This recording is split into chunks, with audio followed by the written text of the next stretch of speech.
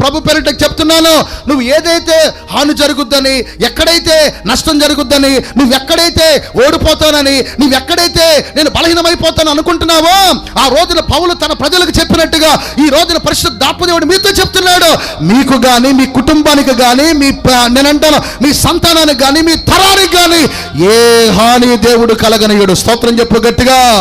విశ్వాసంతో నిలబడి ప్రార్థన చేస్తూ ప్రభు పాదాలు పట్టుకుంటూ కన్నీరు కార్చి అంకలాడిస్తే అపాయములో పడుతున్న వారిని కూడా దేవుడు తప్పిస్తాడు. అక్కడ కార్యం జరుగుతుంది, దేవుడు చేస్తాడు.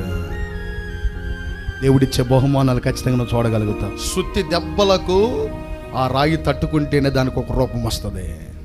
కంసాలు వేసే దెబ్బకు తట్టుకుంటేనే అది విలువైన వస్తువుగా మార్చబడిద్ది. నువ్వు కొన్నిటి తట్టుకుంటేనే, ఓర్చుకుంటేనే, సహించగలిగితేనే దేవుడిచ్చే బహుమానాలు ఖచ్చితంగా నువ్వు చూడగలుగుతావు. ఆమె